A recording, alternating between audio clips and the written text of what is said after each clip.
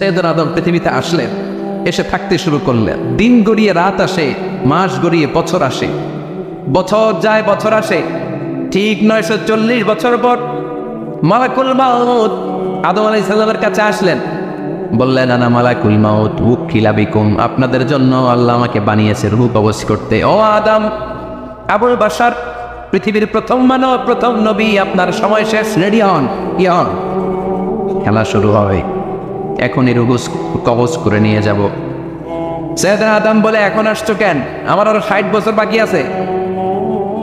মালাকুল মাউত বলে, না, আপনি রূহের জগতে আল্লাহর কাছে আপনার সন্তান দাউদকে কয় বছর দিয়েছিলেন? 60 বছর। এজন্য 940 বছর আপনার জন্য লেখা। আমি এখন আপনার রূহ কবজ করতে চাই। সৈয়দনা আদম বলে, আমি মানি না, আমি কাউকে দেই নাই। 60 বছর আমি দেই নাই, আমি আরো বছর, আমি আরো বাঁচবো। 60 বছর আমি বাঁচবো, আমি দেইতেই নাই। মেয়ে যাও। মালাকুল মাউত আল্লাহর যে বলে, আল্লাহ দেয় নাই বলে, আসলে ভুলে গেছে। আসলে মানুষ ভুলে যায়, মানুষ বড্ড ভুলে যায়। আমরা অনেক সময় খাইয়াও কই খাই নাই। অনেক কিছু আপনি দিছিলেন, কিন্তু বলে যাই, গলার নিচ দিয়ে নামার পরে কই তুমি কিচ্ছু দাও নাই। আছে না নাই? নাসিয়া আদম ফানাসিয়া বানু, আদম আলাইহিস সালাম ভুলে গেছেন, তাই আমরাও ভুল করি, ঠিক কিনা? এজন্য আমাদের নেতারাও বলে এটা দেব ওটা দেব, নির্বাচনের পর সব ভুলে যায়। আছে না নাই? ওই যে আদম আলাইহিস সালাম বলছে, আমরা ভুলে যাই। অন্যদের দোষ কি? ভুলে যায়, বেমালুম ভুলে যায়। আল্লাহ বললেন, মালাকুল মাউত আর জোরাজুরি করো না। 940 নয়, ঠিক 1000 বছর পরে আদমের কাছে যাবা। আমি আমার আদমের ভাগ্যে এই জিনিসটাই রেখে দিয়েছিলাম রে মালাকুল মাউত। আমি আগ থেকে এটাই রেখেছি। আমি জানতাম সে বলে যাবে, চিল্লা এখন সুবহানাল্লাহ। তার মানে পৃথিবীর সবচেয়ে লম্বা মানুষ, 60 হাত লম্বা, এত শক্তিশালী আদম আলাইহিস সালাম শ্রীলঙ্কার প্রথম নেমেছিলেন। এক লাফ দিলে আদাম আইন চলে যাইতেন। সুবহানাল্লাহ। কি লম্বা মানুষ, থাকতে পারছে? কথা নাই, গমে ধরছে। শেষ করে দিই, হ্যাঁ? আরো কয়েক মিনিট চলবে, চলবে চলবে। তাকবীর দেন, না হে তাকবীর। আদম আলাইহিস সালাম চলে গেলেন। ওনার পরের নবী ইদ্রিস আলাইহিস সালাম, উনি মরে নাই। ইদ্রিস আলাইহিস সালাম মরছে, কে বলছে? উনিও মরেছেন। তবে ওনার মৃত্যুর আজীব এক ঘটনা আছে, অনেক লম্বা কথা। এক ফেরেশতার সাথে ওনার বন্ধুত্ব হয়েছিল। বলেছিলেন, আমি আকাশ দেখতে চাই, আল্লাহর কাছে অনুমতি চাই। আল্লাহ বলল, ঠিক আছে, ইদ্রিসকে আকাশে ঘুরাও। প্রথম আকাশে ঘুরলেন, দ্বিতীয় আকাশে ঘুরলেন, তৃতীয় আকাশে ঘুরলেন, চতুর্থ আকাশে ঘুরলেন। ইন দ্য মিন টাইম চতুর্থ আসমানে মালাকুল মাউত পৃথিবীর দিকে নেমে আসছিল। ওই ফেরেশতা বলে, মালাকুল মাউত আপনি কই যান? মালাকুল মাউত বলে, একটু আগে আল্লাহ ফরমান জারি করেছে, চতুর্থ আসমানে আমার নবী ইদ্রিসের রূহ কবজ কর। সুবহানাল্লাহ। আমি বললাম, আল্লাহ আপনার পাঠানো নবী সৈয়দনা ইদ্রিস থাকে দুনিয়ায়, চতুর্থ আসমানে পাবো কই? আল্লাহ কয়, কথা নাই, দৌড় দে। আমি দৌড় দিলাম, এসে দেখি ইদ্রিস আলাইহিস সালাম এখানে রেডি। সুবহানাল্লাহ। ওয়া রাফা'নাহু মাকানান আলিয়্যা। ইদ্রিস আলাইহিস সালামের রূহ কবজ দুনিয়ায় হয় নাই, চতুর্থ আকাশের মধ্যে হয়েছে। একটু চিৎকার করে পড়বেন সুবহানাল্লাহ। এরপরে সুলাইমান আলাইহিস সালাম, উনি তো মরে নাই, মরছে। উনি জিন চালাইতো, উনিও মরবে। শক্তিশালী একজন নবী ছিল। উনি মালাকুল মাউতকে বলেছিলেন, মালাকুল মাউত আমার মৃত্যুর সুয়াইয়া, সামান্য কিছু আগে আমারে বইল, আমার একটা কাজ আছে। মালাকুল মাউত মৃত্যুর কিছু সময় আগে এসে বলল, সুলাইমান টাইম ইজ আপ, সময় শেষ, অল্প কিছু সময় বাকি, কি করবেন করেন। সৈয়দনা সুলাইমান জিনদেরকে ডাকলো, ও জিনেরা, বিশাল একটা প্রজেক্ট আছে, প্রজেক্টে কাজ শুরু করো। আর কিছু জিনকে বললো, চারদিকে গ্লাস ফিটিং করা একটা রুম বানাও। সৈয়দনা সুলাইমান আলাইহিস সালাম গ্লাস ফিটিং করা রুমের ভেতরে ঢুকলেন। এই রুমে ঢুকার দরজা নাই, হাতে একটা লাঠি নিলেন। কি নিলেন? লাঠির মধ্যে ভর করে দাঁড়িয়ে রইলেন, আর জিনদের দিকে তাকিয়ে রইলেন। জিনেরা এত বদমাশ ছিল, সৈয়দনা সুলাইমান দাঁড়িয়ে না থাকলে কাজ করতো না। ছিল ফাঁকিবাজ। কি ছিল? দাঁড়ায় না থাকলে আজও লোকজন কাজ করতে চায় না, ঠিক কিনা? মালিক দাঁড়ায় থাকলে ঠিকই কাজ হয়ে যায়। সুলাইমান আলাইহিস সালাম লাঠির মধ্যে ভর দিয়ে দাঁড়িয়ে রইলেন আর বললেন, কাজ করো। জিনেরাও কাজ শুরু করলো। ওদিকে মালাকুল মাউত এসে বলে, ও সুলাইমান সময় তো শেষ। সুলাইমান বলে, সমস্যা নাই, রূহ কবজ করো। উনি লাঠির মধ্যে ভর দিয়ে দাঁড়িয়ে রইলেন। গ্লাস ফিটিং করার রুমের ভিতরে কোরআন সাক্ষী। মালাকুল মাউত ওইভাবে লাঠিতে ভর দেওয়া অবস্থায় দারুণ অবস্থায় সাইয়েদনা সুলাইমান আলাইহিস সালামের রূহ কবজ করে নিলেন। উনি এমনভাবে দাঁড়িয়েছেন, রূহ চলে গেল, লাশ হয়ে দাঁড়িয়ে রইলেন, লাঠির মধ্যে দাঁড়িয়ে আছেন, জমিনের মধ্যে লুটিয়ে পড়ে নাই। সুবহানাল্লাহ। জিনগুলো দূর থেকে ভাবলো বস তো দাঁড়ায় আছে। কে দাঁড়ায় আছে? জিনেরা মনে করছে বস দাঁড়ায় আছে, কাজ করতে হবে। করতে করতে পুরা প্রজেক্টের কাজ শেষ। ইন দ্য মিন টাইম ঝিঝি পোকা, ওই পোকা যেই পোকা কাঠ খেয়ে ফেলে, এই কাঠ খাওয়ার পোকা সুলাইমান আলাইহিস সালাম লাঠির ভেতরে ঢুকে লাঠিও খেয়ে ফেলেছে। সাইয়েদনা সুলাইমান আলাইহিস সালাম তপাস করে জমিনে পড়েছে। আর জিনেরা কয় হায় হায়, খালি খালি কাম করছে এতদিন। সুবহানাল্লাহ করবেন না? সুলাইমান আলাইহিস সালাম বাঁচতে পারে নাই, চলে গেলেন। মুসা আলাইহিস সালাম মরছে, উনি মরবে কেন? উনি তো রানী মারে মরছে। এক খাপ করে ফেরাউনের বাবুর্চি নাই, মুখের আগে হাত চলতে কয়েকজন, এর মধ্যে মুসা আলাইহিস সালাম আছে না নাই? মালাকুল মাউত মানুষের আকৃতিতে অনুমতি না নিয়ে ঘরের ভেতরে ঢুকে গেল। ঢুকে বলে আনা মালাকুল মাউত, আমি মৃত্যুর ফেরেশতা। তো কি চাও? জিতু আন আকবাদা রূহাক, আপনার রূহ কবজ করতে আসছি। কিন্তু মুসা আলাইহিস সালাম দেখতেছেন দিব্য একজন মানুষ, কি দেখে? আবার সালাম দেয় নাই, অনুমতি নিয়েও ঢুকে নাই। অমিয়া অনুমতি নিয়ে ঘরে ঢুকার দরকার আছে না নাই? মুসা আলাইহিস সালামের মেজাজ বড় গরম। উনি বললেন কি করবি? কয় আপনারে মারবো। কয় এদিকে আয়। মালাকুল মাউত মনে মনে ভাবে এতদিন সব মানুষগুলো আমারে দেখলে দিত দৌড়, আজকে মনে হয় আমারে দিতে হবে দৌড়। এক পা গায়ে দুই পা পেছায় সাহস করে সামনে গেলেন। আবার মুসা আলাইহিস সালাম দিলেন এরকম থাপ্পড়। ফাসাক্কাহু ফাফাকু আইনা, বুখারীর বর্ণনা, এক থাপ্পড়ে চোখ নাই। ঠিকই মালাকুল মাউত দৌড়, এক দৌড়ে আল্লাহর কাছে। আল্লাহ বললেন রাখো, এটা মুসা আলাইহিস সালাম, তার মেজাজ বড্ড গরম, আমাকে কথা বলতে হবে। আল্লাহ বললেন মুসা, বুখারীর বর্ণনা, গরুর পিঠের উপর হাত রেখে দাও। রাখা বলো, তোমার হাতের নিচে গরুর যত পশম, প্রত্যেক পশমের বিনিময়ে এক এক বছর করে হায়াত বাড়িয়ে দিলাম। মুসা আলাইহিস সালাম অনেক চালাক নবী, উনি বললেন আল্লাহ আমার হাতের নিচে যদি গরুর 2000 পশম থাকে, তার মানে 2000 বছর হায়াত বাড়িয়ে দিলেন, কিন্তু এক্সট্রা হায়াত যখন শেষ হয়ে যাবে এরপরে কি হবে? আগে ওইটা বলেন। আল্লাহ বললেন ফুমাল মাবুত, তারপরে তো মুসা মরতেই হবে, আসতেই হবে। সাইয়েদনা মুসা আলাইহিস সালাম বললেন ফাল আনা, তাহলে আর দেরির দরকার নাই, এখনই আমি আপনার কাছে চলে যেতে চাই। মালাকুল মাউত মুসা আলাইহিস সালামের রূহ নিয়ে উড়াল দিলেন। সুবহানাল্লাহ। বাঁচতে পারছে? বিশ্বনবী মরে নাই, উনি ইন্তেকাল করেছেন। চিল্লা এখন ঠিক কিনা? ইন্তেকালের আগে বিশ্বনবী প্রচন্ড অসুস্থ হলেন। মা আয়েশারে ডেকে বললেন আয়েশা, মনে হয় আমি বাঁচব না। ওই যে খায়বার বিজয়ের দিন, খায়বার দুর্গ বিজয় করার পরে এক ইহুদি মহিলা আমার দাওয়াত দিয়েছিল। ওই দাওয়াত খেতে যাওয়ার পরে গোশতের মধ্যে বিষ মাখানো হয়েছিল রে আয়েশা। ওই বিষ মাখানো খাসির গোশত খেয়ে যে ব্যথা আমার পেটে উঠেছিল, আজ আবার সেই ব্যথা উঠেছে। বিশ্বনবী ওই বিষ খাওয়ানো গোশতের কারণে ইন্তেকাল করেছেন। তার মানে বিশ্বনবীর সাথে জামা আল্লাহ বাইনা নবুওয়া ওয়া শাহাদা, আল্লাহ বিশ্বনবীকে শুধু নবী বানায় নাই, শহীদ হিসেবে কবুল করেছে। সুবহানাল্লাহ করবেন না? প্রচন্ড অসুস্থ, উনি ছাড়া মসজিদে নববীতে কেউ ইমামতি করার সাহস পায় না। বিশ্বনবী বললেন আবু বকর তুমি যাও, আবু বকরও যায় না। বিশ্বনবী বললেন পানি আনো। বিশ্বনবী পানি দিয়ে ওযু করলেন। ওযু করে কয়েকজন সাহাবীকে ধরে উঠতে চাইলেন, আবার থপাস করে বেহুশ হয়ে পড়লেন। বিশ্বনবী উঠতে পারে না। আবার বললেন ঠান্ডা পানি আনো। পানির ভেতরে বিশ্বনবী 2 হাত ঢুকিয়ে দিয়ে ঠান্ডা ভিজা হাত দিয়ে চেহারার মধ্যে মাসে করলেন আর বললেন ইন্নালিল মাউতি লা সাকারাত, হায়রে মৃত্যুর কি যন্ত্রণা, হায়রে মৃত্যুর যে কি কষ্ট। অবিয়া বিশ্বনবী যদি মৃত্যুর কষ্টে কাতরায়, আমাদের অবস্থা কি? আমাদের নসিবে কি আছে? আল্লাহ তুমি বাঁচাও, পড়ে না আমি। বিশ্বনবী কাঁদছেন, সাহাবারা একের পর এক দেখতে আসে, কান্নার রোল পড়ে গেল চারদিকে।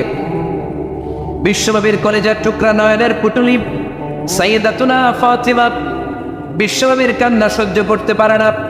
বিশ্বনবীকে ধরে মা ফাতিমা, সাইয়েদাতুনা ফাতিমা বিলাপ করা শুরু করে দিলেন, চিৎকার দিয়ে কান্নাকাটি শুরু করে দিলেন আর বললেন ওয়া কুরবাবা, ওয়া কুরবাবা, হায় হায় আমার বাবার কি কষ্ট, আমার বাবার কি কষ্ট হচ্ছে।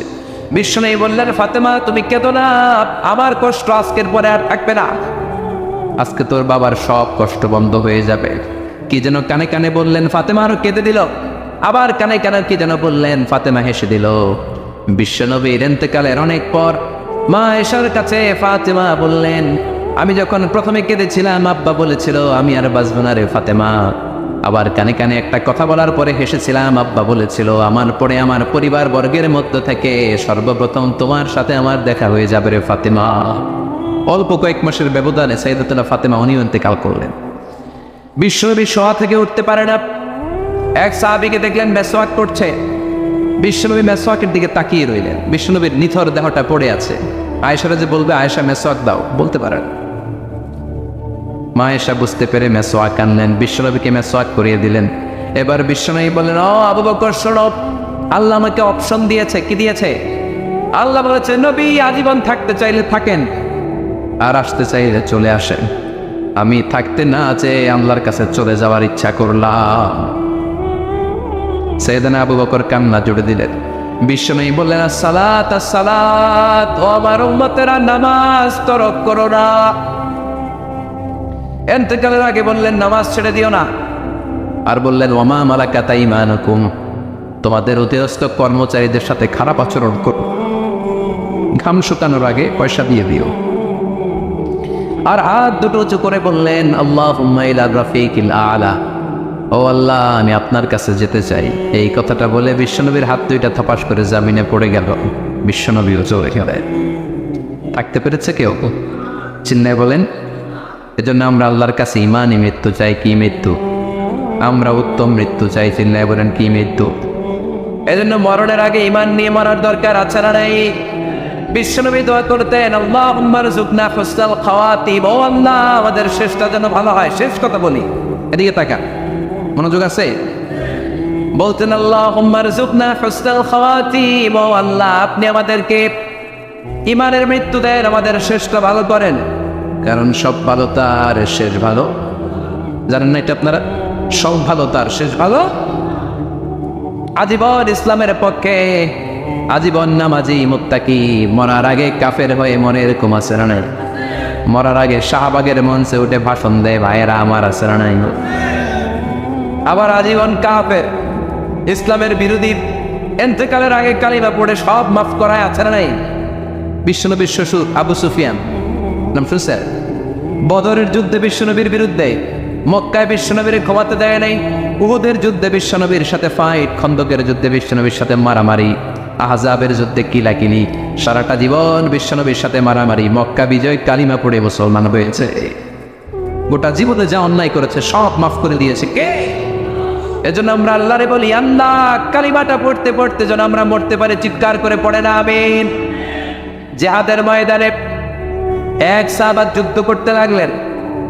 বুখারীর বর্ণনা, যুদ্ধ করতে করতে কাফেরদেরকে মারতে মারতে, হাদিসের ভাষ্য লা ফাজা ওয়ালা শাযা ইল্লা ইয়াতরিবুহা বিসাইফি, তার সামনে যত কাফের আসে সে কচু কাটা করে। অন্য সাহাবীরা খুশি হয়ে যায়। অন্য সাহাবীরা বলে আজকের সব সওয়াব এই সাহাবী পেয়ে যাবে।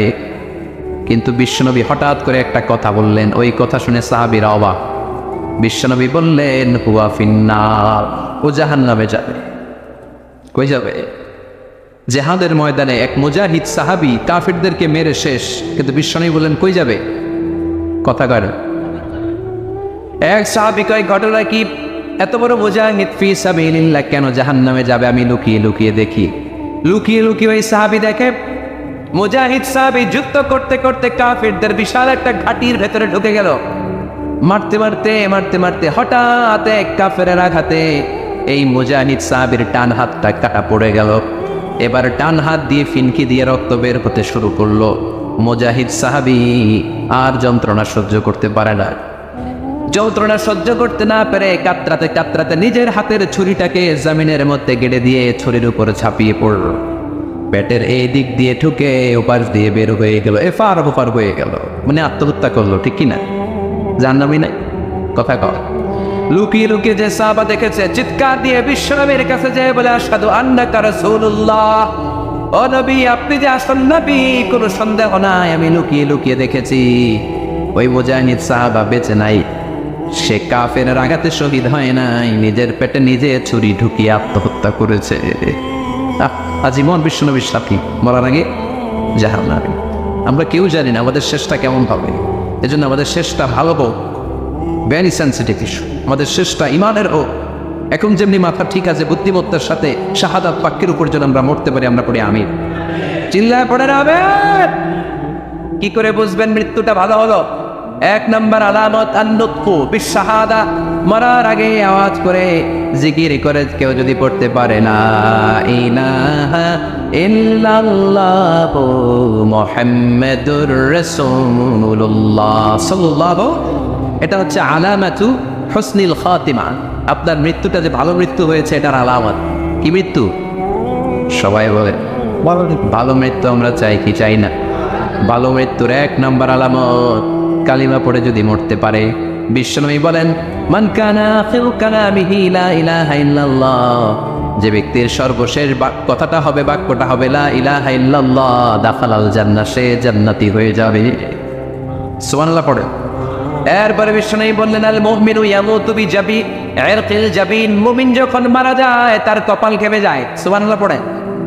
হাত ঘামে না, পা ঘামে না, মুমিনের কপাল ঘামে। সুবহানাল্লাহ। এজন্য কেউ মারা গেলে কপালের মধ্যে হাত দিবেন, দেখবেন এই ঘামের মধ্যে একটা জান্নাতি ঘ্রাণ আছে। সুবহানাল্লাহ। আল্লাহ, আমরা যখন মরে যাব আমাদের কপালটা যেন এরকম ঘেমে যায়। আমিন পড়েন আর জোরে আমিন। আল মুমিনু ইয়ামুতু বিআরাকিল জাবিন, মুমিন মারা গেলে তার কপাল ঘামে। কপাল ঘামলে বুঝতে হবে এটা ভালো মৃত্যু, ইমানি মৃত্যু। চিল্লায় বলেন ঠিক কিনা? এরপরে বিশ্বনবী বললেন, ফি লাইলাতিল জুমা, জুমার রাতে যদি মরে, আও ফি শাহরি রমাদান, কিংবা রমজান মাসে যদি মরে, আও ফি সাফারিল হজ, কিংবা হজের সফরে যদি মরে। বাংলার জমিন থেকে অনেক হাজিরা হজ করতে যায়, অনেকে ওইখানে যে আরাফাতের ময়দানেও মারা যায়, এরকম হাজি আছে না? খুশনসিব, এটা খুশনসিব। আলহামদুলিল্লাহ পড়ে। মনের পথে অবিচল থেকে আমার মরণ যেন হয়। চিল্লায় পড়ে না আমিন। তার মানে কে কোথায় মরবো আমরা কেউ জানি নাকি? ওমা তাদরি নাফসুম বিআইয়ি আরদিন তামুত, কোন জায়গায় মরবা, কখন মরবা কেউ আমরা জানি না, কিন্তু মরবো সবাই জানি, ঠিক কিনা? কুল্লু নাফসিন যায়িকাতুল মাউত, প্রত্যেকটি আত্মার মৃত্যুবরণ করতে হবে, এটা আমরা সবাই জানি। The most certain thing in life is death, but the most uncertain thing in our life is the time of death. এই জীবনের সবচেয়ে সুনিশ্চিত বিষয় হলো মরণ, সবচেয়ে অনিশ্চিত বিষয় হলো মরণের সময়। চিল্লা এখন ঠিক কিনা? মরবো যে আমরা সবাই জানি, কিন্তু কোথায় মরবো আমরা কেউ জানি? জানি আমরা? সবাইকেই মরতে হয়, জন্মালেই মরতে হবে, চলে যেতে হবে, থাকা যাবে না। এটাই হলো পৃথিবীর পদ্ধতি। জীবনের সবচাইতে নির্মম ঘটনা হচ্ছে মরণ, সবচাইতে ভয়ঙ্কর অভিজ্ঞতা। কোনো প্রাণীর জন্য সর্বোচ্চ এবং সবচাইতে ভয়ঙ্কর অভিজ্ঞতা হচ্ছে মৃত্যু। এবং এত ভয়ঙ্কর অভিজ্ঞতা, এই অভিজ্ঞতাটা কারো কাছে শেয়ার করে যাওয়া যায় না।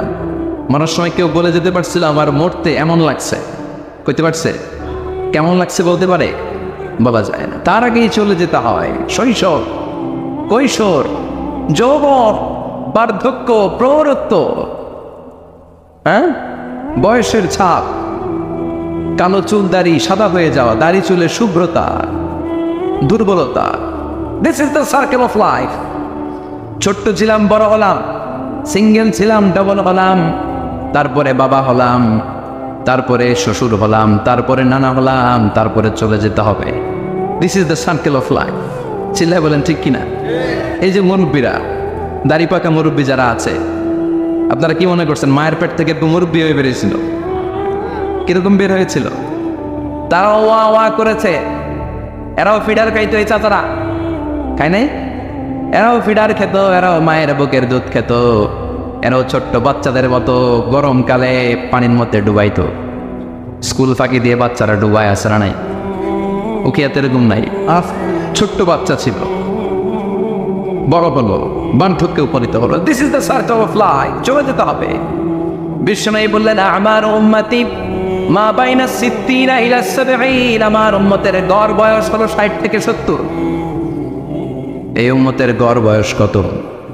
60 থেকে 70। ওয়া আকাল্লুহুম মাইয়াজুজু যালিক, অল্প কিছু মানুষ আছে যারা 70-এর বেশি হায়াত পায়। এখানে 70-এর বেশি আছেন কারা? হাত তোলেন দেখি তো। কয়জন? একজন, দুইজন, তিনজন? মাশাআল্লাহ, আল্লাহ আরো হায়াত দেখ। আল্লাহ এদেরকে আরো হায়াত দারাজ করুক, চিল্লায় বলেন আমিন। তার মানে আমার উম্মতি মা বাইনা 60 ইলা 70, বিশ্বনবী বললেন এই উম্মতের গড় বয়স 60 থেকে 70, আর 70-এর বেশি হায়াত পাবে। ওয়া আকাল্লুকুম ইয়াজুজু যালিক, 70-এর বেশি পাবে হাতে গোনা, গুনে বের করে ফেলা যায় 1 জন 2 জন 3 জন, বাকি সব 60-এর আগে নাই। ঠুস চিল্লা এখন ঠিক কিনা? বাংলাদেশের গড় হায়াত কত মানুষের? 60। বিশ্বনবীর কথার সাথে মিলে গেছে, চিল্লায় পড়েন সুবহানাল্লাহ। এই জন্য বিশ্বনবী বলেন এই যে মুরব্বীদের দাড়ি পাকে, এই যে রাস্তায় অ্যাক্সিডেন্ট হয়, এই যে ক্যান্সারে আক্রান্ত হয়ে লোকজন মারা যায়, তার উপরেও কি টনক নড়ে না? এরপরেও কি বিবেকে ধরে না যে তোমাকে চলে যেতে হবে? আকসিরু যিকরা আজিবিল লাযযাত, জীবনের সব স্বাদকে পানসা করে দেয় ওই মরণকে স্মরণ করো।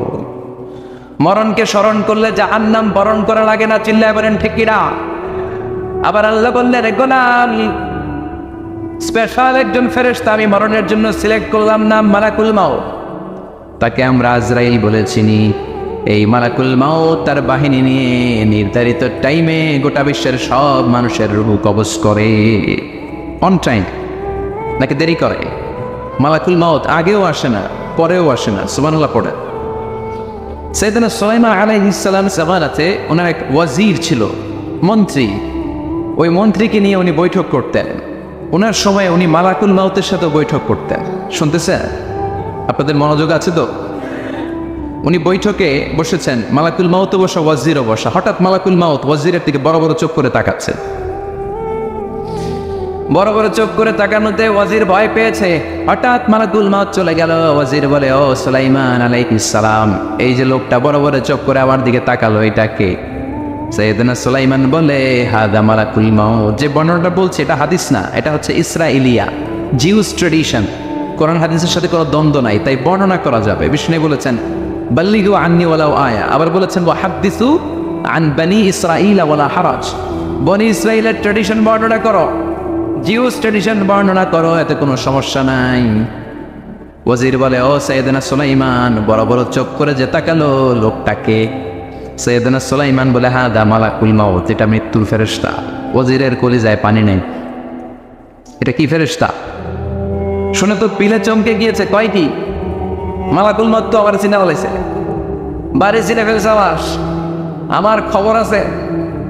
সাইয়েদনা সুলাইমান আলাইহিস সালাম জিনদেরকে দিয়ে কাজ করাতেন, মেঘমালাকে দিয়ে কাজ করাতেন, বিশাল সিংহাসন নিয়ে পৃথিবীর প্রাচ্য থেকে পাশ্চাত্যে ঘুরে বেড়াতেন।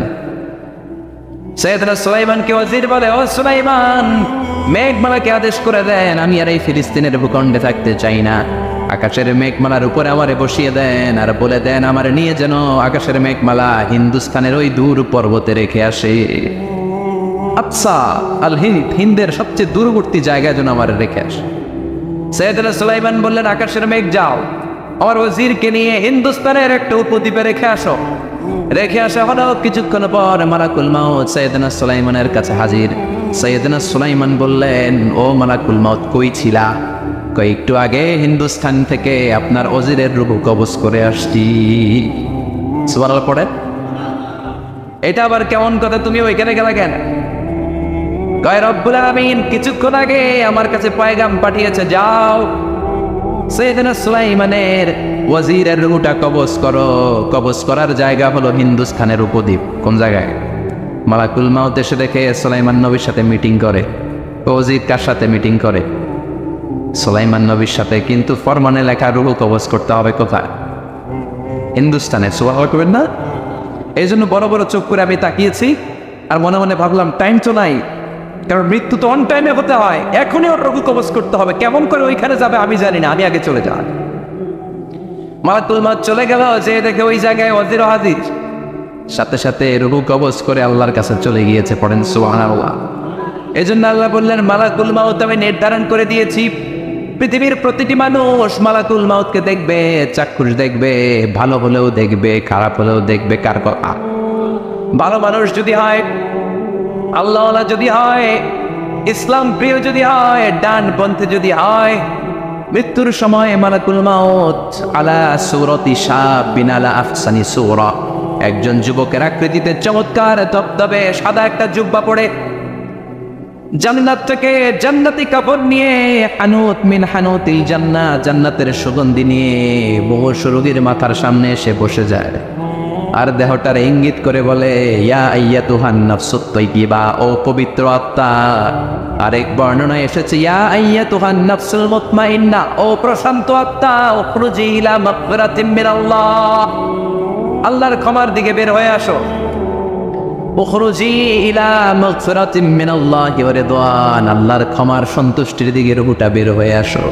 স্মুথলি বলার সাথে সাথে মুমিনের দেহ থেকে রুহুটা বের হয়ে আজরাইলের হাতে চলে যায়। স্মুথলি বলার সাথে সাথে স্বাচ্ছন্দ্যে আনন্দে মুমিনের দেহ থেকে রুহুটা সা করে বের হয়ে মালাকুল মউতের হাতে এসে পড়েন সুবহানাল্লাহ। আল্লাহ, এমন মৃত্যু তুমি আমাদের নসিবে রেখে দিও, চিৎকার করে পড়ে না আমিন। আর যারা ইসলাম মানে নাই, আর যারা কোরআন মানে নাই, আর যারা দিন কায়েমের আন্দোলন করে নাই, দিনকে ভালোবাসে নাই, বাম আর রামপন্থী ছিল, নাস্তিক ছিল, ইসলাম বিরোধী ছিল, তাদের কাছেও মালাকুল মাউত আসে কি আসে না? চিল্লায় বলে না, সে কি আসে না?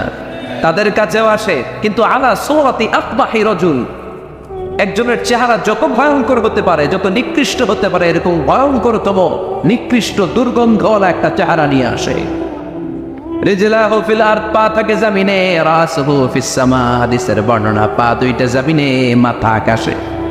এসে ধমক দিয়ে জালিমের মাথার সামনে এসে বলে, ইয়া আইয়াতুহান নাফসুল খাবিসা, হে পাপাত্তা, হে অপবিত্র আত্মা, উখরুজি ইলা সাখাতিল্লাহি ওয়া গাদাবিহি, আল্লাহর রাগের দিকে, আল্লাহর অসন্তুষ্টির দিকে বের হয়ে আয়। মালাকুল মাউতের এই অর্ডার পাওয়ার সাথে সাথে রুহুটা কিন্তু বের হয় না। মুমিনের রুহুকে ডাক দিলে যেমনি স্মুথলি বের হয়, কাফেরের রুহু এভাবে বের হয় নাই। কথা বলে, রুহুটা ডানে যায়, ফাতাতাফাররা, একবার রুহুটা ডানে যায়, আবার রুহুটা পায়ে যায়, আবার সামনে যায়, পায়ে যায়, হাতের মধ্যে ঢুকে ডানে বায়ে যায়। মালাকুল মাউত আবার ধমক দিয়ে বলে, ইয়া আইয়াতুহান নাফসুল খাবিসা, পাপাত্তা, বের হয়ে আয়। রুহুটা আবার ডানে যায়, বায়ে যায়, সামনে যায়, পেছনে যায়। এবার খপাস করে মালাকুল মাউত রুহুকে ধরে টান হারে, সারা দেহটা থেকে প্রাণ রস সিক্ত করতে করতে দেহ থেকে রুহুটাকে টেনে হিচড়ে বের করে আনে। আর মুমূর্ষু রোগীটা চিৎকার মারতে থাকে, পড়েন না আউযু বিল্লাহ। একটা জীবন্ত ছাগলের চামড়াগুলো জবাই না দিয়ে কেউ যদি টেনে টেনে বের করে, ছাগল জবাই হয় নাই, কিন্তু চামড়া এক পাশ থেকে টেনে টেনে টেনে হিচড়ে আপনি গা থেকে বের করলে যত কষ্ট হয়, এর চেয়েও বেশি কষ্ট দিয়ে মালাকুল মাউত বামপন্থী আর কাফেরদের রুহুটা দেহ থেকে বের করে আনে, পড়েন না আউযু বিল্লাহ। আমাদের রুহুটা যেন আল্লাহ, মুমিনদের রুহু আপনি যেভাবে কবজ করেন, ওইভাবে যেন আমাদের রুহুটা বের হয়ে আসে। আর জোরে পড়েন আমিন। এজন্য আল্লাহ বললেন, বাল তু'থিরুনাল হায়াতাদ দুনিয়া ওয়াল আখিরাতু খায়রুম ওয়া আবকা, পাগলের মতো হচ্ছন্ন হয়ে এই দুনিয়াটার পেছনে ছুটে বেড়াও, এই দুনিয়া আসল নয়, আখিরাত হলো আসল। চিল্লায় বলেন ঠিক কিনা? অস্থির, আমরা ব্যস্ত দুনিয়ার লোভে আর মোহে পড়ে, আমাদেরকে যে মরতে হবে, চলে যেতে হবে, এটা ভাবার সময় আমাদের নাই। চিল্লাই এখন ঠিক কিনা? এজন্য বলা হয়, মুতু ক্বাবলান তামুতু, মরার আগে একবার মরো। হাসিবু ক্বাবলান তুহাসাবু আলাইক, তোমার হিসাব কিয়ামতের দিন করার আগে তুমি তোমার হিসাব করো। জীবনে কি কি পাপ করেছি আমি জানি, আমার চেয়ে ভালো কেউ জানে না। চিল্লায় বলেন ঠিক কিনা? কি কি অন্যায় করেছি আমার হৃদয়ের মধ্যে কথাগুলো আছে না নাই? পৃথিবীর কেউ না জানলেও আমি জানি কি জানি না? পৃথিবী না জানুক আমি তো জানি, আমি কি পাপ করেছি হায়। পৃথিবী না জানুক আমি তো জানি, আমি কি পাপ করেছি হায়। আমার পাপের করলে বিচার, বাঁচার উপায় নাই আমার। দয়াময় প্রভু মাফ করো আমায়, মাফ করো আমায়। পড়ে না আমি আর জোরে আমিন। এজন্য হাসিবু ক্বাবলান তুহাসাবু আলাইক, তোমার হিসাব বসার আগে নিজে হিসাব করো কি কি করলা। আসল মরণের দিন শটান হয়ে তো শুয়ে পড়ো ভাই, মরার আগে আরেকবার মরো। মরার আগে আরেকবার কি করবেন কথা বলেন? মরার আগে কি করতে হবে? হঠাৎ একদিন বিছানায় শটান হয়ে শুয়ে যান, চক্ষুটা বন্ধ করেন, ভাবেন মরে গিয়েছেন, এই তোমার কুলমাউত চলে এসে রুহুটা নিয়ে গেল। আত্মীয় স্বজন চিৎকার চেঁচামেচি শুরু করে দিল, কান্নার রোল পড়ে গেল চারদিকে। মাইকের মধ্য দিয়ে, মসজিদের মাইকে অ্যানাউন্স হয়, অমুক এলাকার নিবাসী অমুক ভাই আমাদের মধ্যে দুনিয়ায় নাই, তার জানাজা হবে এশার নামাজের পর। সবাই এসে রুহের মাগফিরাত করে, সবাই আপনারে দেখতে আসবে, কেঁদে কেঁদে লোকজন আপনারে কবর দিতে আসবে। চিল্লায় বলেন ঠিক কিনা? কেঁদে কেঁদে সবাই আসবে দেখার জন্য। ছেলেগুলো কাঁদবে, স্ত্রী কাঁদবে, বাবা মা কাঁদবে, বন্ধু বান্ধব কাঁদবে, আর ঘরের মধ্যে রাখা হবে না। এবার আপনাকে গোসল দেওয়ার পালা। চক্ষু বন্ধ করে চিন্তার দরকার আছে না নাই? কথা বলেন। হঠাৎ করে, হঠাৎ করে শুনবি একদিন আমার মৃত্যুর খবর। কেঁদে কেঁদে আসবে সবাই দিতে আমায় কবর, দিতে আমায় কবর। ঠিক কি না? একটু চোখটা বন্ধ করে ভাবেন, আপনাকে গোসল দেওয়া হবে, জামাগুলো করা হবে। এত টাকা দিয়ে যে দামি গোসলখানা টাইলস লাগিয়ে ঘরে বানালেন, আপনার শেষ গোসলটা কি ওই দামি গোসলখানায় হবে? লাশ যেখানে দোয়া হয় ওই জায়গায় দোয়া হবে, আপনাকে কাফন পরানো হবে। আপনার কলিজার টুকরা ছোট বাচ্চাটারে বলা হবে, আব্বু দেখে যাও তোমার বাবারে শেষবারের মতো দেখো। আপনার বাবা মা শেষবারের মতো একটা নজর দিয়ে আপনার চেহারাটা দেখে নিবে। বন্ধু বান্ধবরা শেষবারের মতো একবার আপনারে দেখে নিবে। জানাজার জায়গায় নেওয়া হবে। হবে না এই ঘটনাটা আমাদের? হ্যাঁ, হবে কি না? হাজার হাজার মানুষ শেষ বিদায় দেওয়ার জন্য আসবে। চারটা তাকবীর দিয়ে ইমাম নামাজ শুরু করবে। আল্লাহু আকবার, আল্লাহু আকবার, আল্লাহু আকবার, আল্লাহু আকবার বলে নামাজ শুরু করবে। নামাজ শেষ, এবার পালকিতে করে কবরে যাওয়ার পালা। আহা, যেতেই হবে, যেতেই হবে। পালকিতে করে লোকজন নিতে শুরু করবে। কবরস্থানের ওই জায়গায় যেখানে মানুষ বছরে মানুষ না মরলে যায় না, ওই গহীন নিঝুম কবরস্থানে ঢুকানো হবে। পালঙ্ক থেকে নামিয়ে আপনার জন্য করে রাখা আগ থেকে কবরটার মধ্যে শুইয়ে দেয়া হবে। উপরে বাঁশ দিয়ে ছাউনি, শেষবারের মতো সবাই দেখে বাঁশের ছাউনির উপরে মাটি চাপা দিবে। ঠিক কিনা? চলে যাবে সব, কেউ নাই, অন্ধকার, শুধু অন্ধকার। এই অন্ধকার যেন শেষ হতে যায়। এই ঘটনা ঘটবে না আমাদের? কথা বলে ঘটবে কিনা? এজন্য মরার আগে এগুলো চিন্তার দরকার আছে না নাই? মরার আগে আরেকবার মরার দরকার আছে না নাই? এজন্য রব্বুল আলামিন বলেন, বাল তুসিরুনাল হায়াতাদ দুনিয়া ওয়াল আখিরাতু খায়রুন ওয়া আবকা। এই দুনিয়ার জীবনটাকে তোমরা আসল জীবন মনে করো, এটা আসল জীবন নয়। আসল জীবন হলো কবরের জীবন। চিল্লায় বলেন ঠিক কি না? আল্লাহ তোমার এই দুনিয়ায়, আল্লাহ তোমার এই দুনিয়ায় কেউ আসে কেউ চলে যায়, তবু তোমার ভয়ে কারো কাঁদে না হৃদয়। এই দুনিয়াতে আমার বদলে গেল মন। চারিদিকে দেখি শুধু সুখেরই স্বপন, ভাবলো না মন আল্লাহ ছাড়া,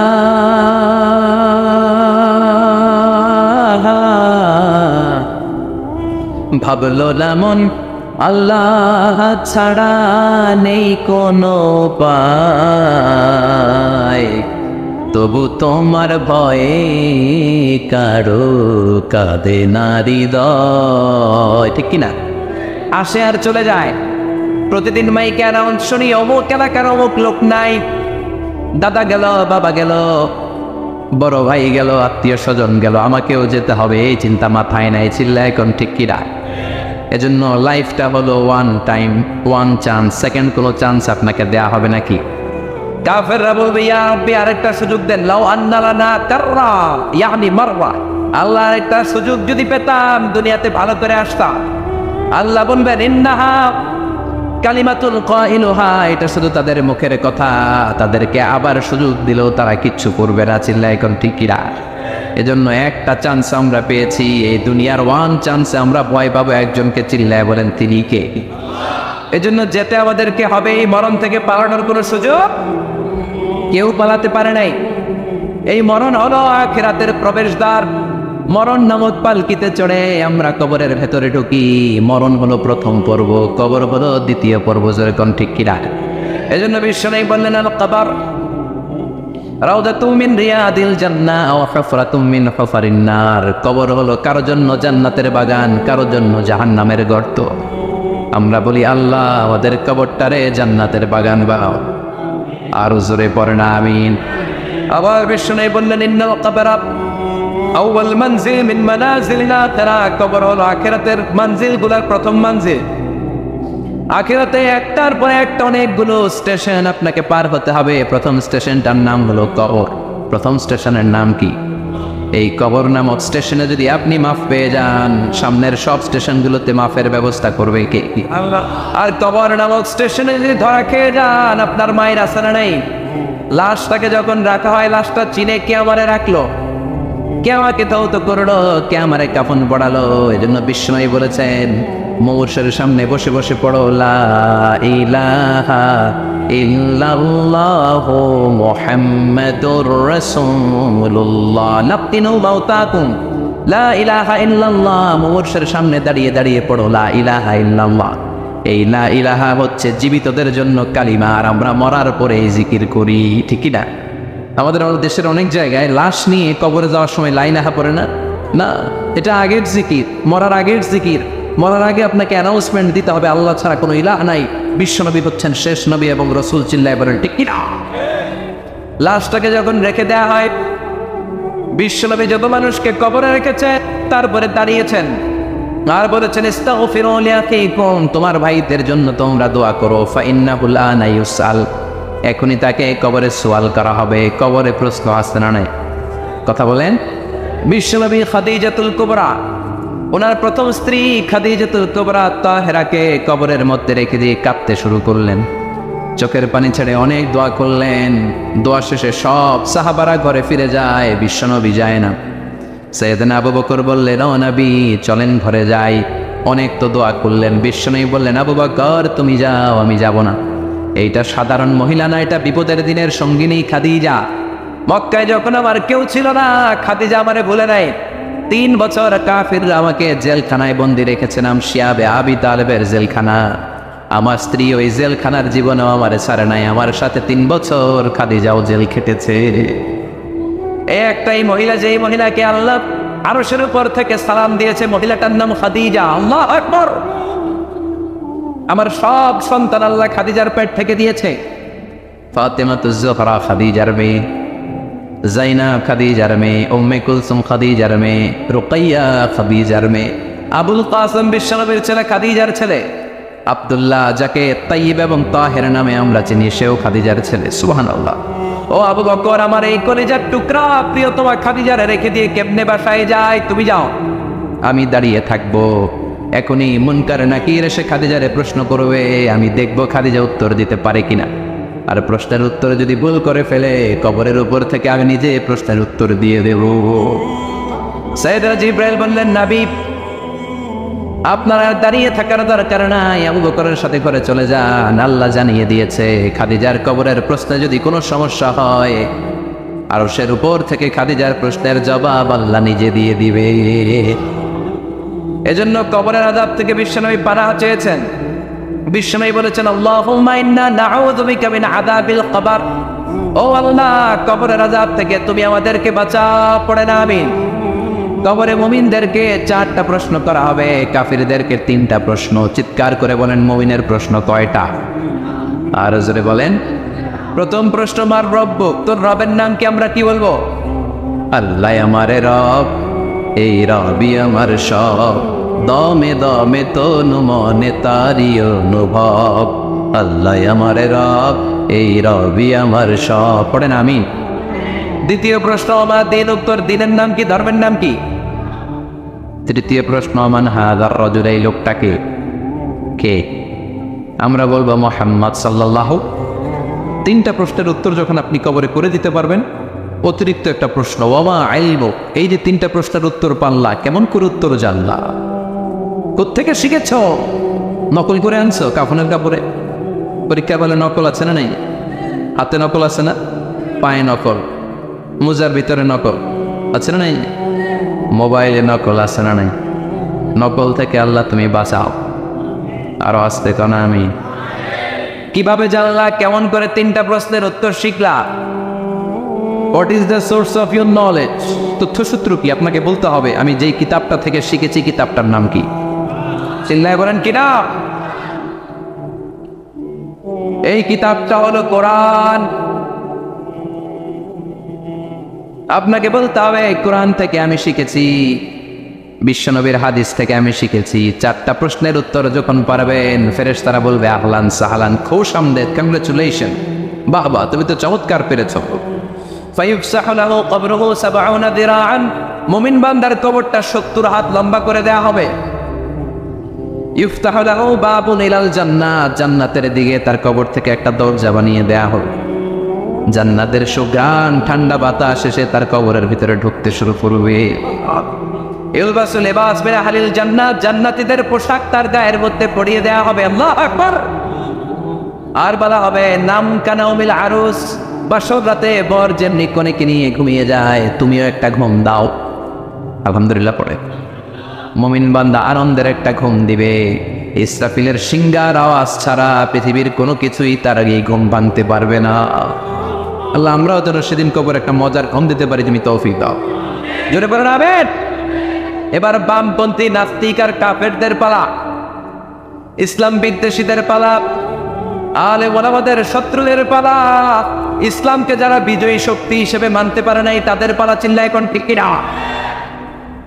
ওদেরকেও একই প্রশ্ন, রব কি? ওরা বলবে আমি জানি না। আমাদের উত্তর আল্লাহ। ওরা বলবে আমি কিচ্ছু জানি না, আমি সব ভুলে গেছি, আমার মাফ করে দেন, আমি কিছুই জানি না। তবে আমি ইসলাম বিরোধীদের সাথে চলতাম, যারা ইসলাম রে বাস দিত আমি তাদের সাথে স্লোগান দিতাম। এরকম ডাকাইত আছে না নাই? দ্বিতীয় প্রশ্ন, আমার দিন ও তোমার ধর্মের নাম কি? কয় আমার ধর্ম নাই, আমার ধর্ম কর্ম নাই, আমি খালি দুনিয়াকে মাচালে লো, দুনিয়া তোমারই है, আমি খালি তোমা চলে দো, আছে না নাই? আমি শুধু মৌজ মাস্তিতে ব্যস্ত ছিলাম, আমার দুনিয়া নাই, দিন নাই, আখেরাত নাই, রবকে আমি জানি না, ধর্মকে জানি না। ইসলাম বিরোধী রাজনীতি আমি করতাম, মাও সেতুলের রাজনীতি, কার্ল মার্কসের রাজনীতি, বুশের রাজনীতি, ডোনাল্ড ট্রাম্পের রাজনীতি, বামপন্থীদের রাজনীতি। চিল্লাই কর ঠিক কিনা? কোনো ধর্ম নাই। এই লোকটাকে চিনো কিনা বলো? বিশ্বনবীর চেহারা দেখে বলা হবে এই লোকটাকে, কয় জানি না। এরা আমি মানতাম না, এরা আমি গালি দিতাম। এরকম জাহান্নামের নরকীট আর পিতৃ পরিচয়হীন জাহদ সন্তান বাংলার দেশেও আছে না নাই? এই মহামানবটাকে গালি দিয়ে পৈশাচিক আনন্দ পায়। পত্রিকায় লিখে, ব্লগের মধ্যে লিখে, ইন্টারনেটে কার্টুন বানিয়ে বানিয়ে পৈশাচিক ফুর্তি করে। এগুলো জাহান্নামের কীট, এগুলো জারদ সন্তান, বাপ মায়ের ঠিক নাই। চিল্লা এখন ঠিক কিনা? আমার নবীরে যারা গালি দেয় এগুলোর বাপ মায়ের ঠিক আছে? এগুলোর কোনো গোড়া আছে? এগুলোর কোনো শেকড় আছে? এগুলো আগাছা চিৎকার করে বলো ঠিক কিনা? বলবে আমি জানি না। ফেরেশতারা বলবে দাঁড়া, আমরা জানি। তোর সাথে কেমন আচরণ করতে হবে আমাদেরকে ট্রেনিং দিয়েছে কে? এবার শুরু হবে মাইর। কি শুরু হবে? কথা বলেন।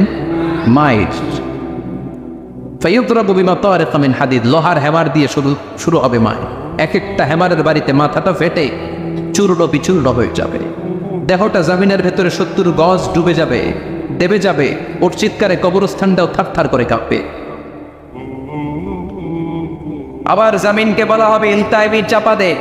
জামিনে ঢুকে যাওয়ার পরে জামিনের পাশ থেকে একটা চাপা, মাটি চাপা, বাম দিক থেকে মাটি চাপা। দুই চাপায় ডান দিকের পাজর বায়ে চলে যাবে, বাম দিকের পাজর ডানে চলে আসবে।